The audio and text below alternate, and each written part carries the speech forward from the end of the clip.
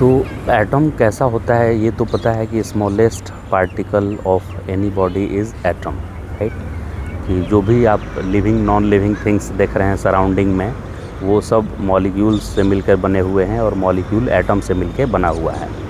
तो जो एटम है उससे related structure different different scientist ने सजेस्ट किया अभी तक।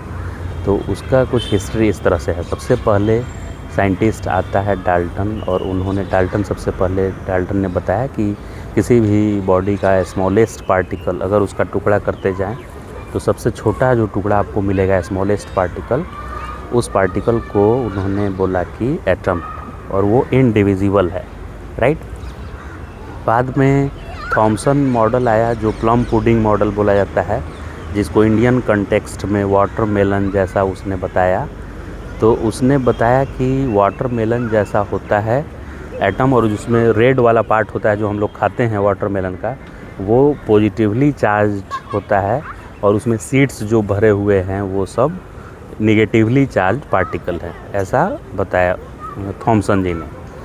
तो वो मॉडल बाद में फेल हो गया रदरफोर्ड के एक्सपेरिमेंट के बाद, क्योंकि रदरफोर्ड ने जब अल्फ़ा पार्टिकल से बम्बार्डिंग किया गोल्ड फॉयल पे, तो ज़्यादातर अल्फ़ा पार्टिकल उसको एटम को पार करके निकल गए।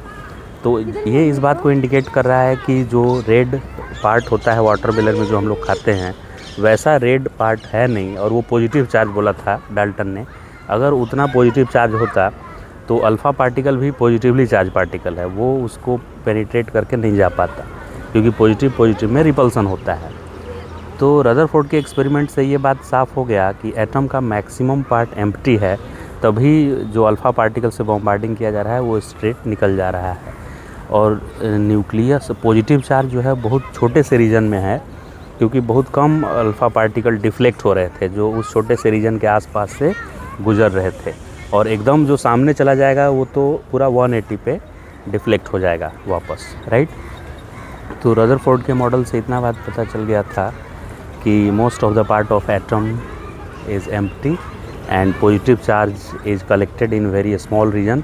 जैसे कि एक रूम के बराबर आप माने एक एटम को, तो उसमें एक डस्ट पार्टिकल के बराबर न्यूक्लियस होता है जिसमें प्रोटॉन रहता है, राइट। तो रदरफोर्ड के मॉडल में इलेक्ट्रॉन जो था वो रिवॉल्व कर रहा था उस मॉडल के अराउंड, और बीच में प्रोटॉन और न्यूट्रॉन था। जैसे प्लानेटरी सिस्टम में प्लानेट रिवॉल्व करता है सन के अराउंड।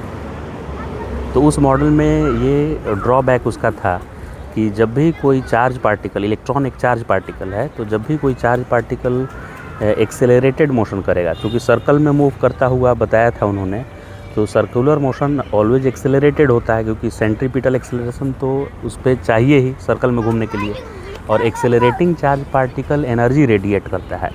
तो वो रिवॉल्विंग इलेक्ट्रॉन एनर्जी रेडिएट करना चाहिए, और धीरे धीरे उसका पाथ छोटा होना चाहिए, क्योंकि लो एनर्जी होगा तो वो लोअर पाथ में आएगा, और फाइनली स्पाइरल पाथ फॉलो करते हुए वो न्यूक्लियस में गिर जाएगा।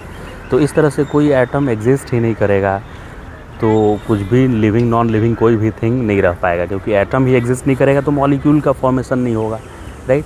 तो फिर अगला मॉडल आता है बोर एटॉमिक मॉडल, और उन्होंने बोला कि जो इलेक्ट्रॉन है वो स्पाइरल पाथ में नहीं घूम रहा है, वो एक सर्टेन ऑर्बिट में ही घूम रहा है, जिस ऑर्बिट के लिए mvr = nh/2π है, यानी angular momentum mvr n times, n यहाँ ऑर्बिट नंबर है, into h Planck constant by 2π के बराबर है।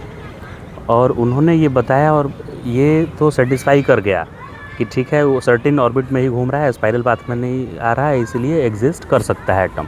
लेकिन क्यों सर्टेन ऑर्बिट में घूम रहा है उसको बताने के लिए अगला साइंटिस्ट डी ब्रॉगली आए।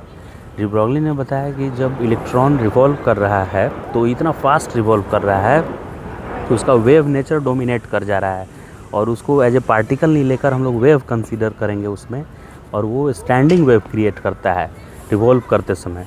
और स्टैंडिंग वेव में एनर्जी कन्फाइंड रीजन में होता है, वो दो नोड के बीच ही होता है, राइट। तो इसी तरह से जो स्ट्रक्चर बनता है डम्बेल या डबल डम्बेल, उसमें देखेंगे कि दो नोड यहाँ रहेगा और बीच में एंटी नोड बनेगा। तो इस तरह से रिवॉल्व करता है कि वो वेव जैसा बिहेव करता है, और वो स्टैंडिंग वेव फॉर्म कर ले रहा है। और स्टैंडिंग वेव का कंडीशन से उन्होंने ये बता पाया कि एनर्जी रेडिएट वो नहीं कर पा रहा है, दो नोड के बीच ही एनर्जी रह जा रहा है। तो फाइनली बोर एटॉमिक मॉडल से ये पता चल गया और उसका प्रूफ दे दिया किसने, डी ब्रॉगली ने प्रूफ दे दिया कि वो स्टैंडिंग वेव बना रहा है और पार्टिकल एक वेव हो सकता है। इस बात को verify Davisson and Germer experiment से हुआ। डेविसन और जर्मर एक्सपेरिमेंट करके और उन्होंने वेवलेंथ भी निकाला जो कि डी ब्रॉगली वेवलेंथ से बिल्कुल मैच कर रहा था। तो अभी तक ये प्रूव हो चुका है कि इलेक्ट्रॉन जो एटम में रिवॉल्व कर रहा है वो वेव नेचर को शो कर रहा है और स्टैंडिंग वेव फॉर्म कर रहा है वो, इसलिए स्टेबल है एटम, राइट।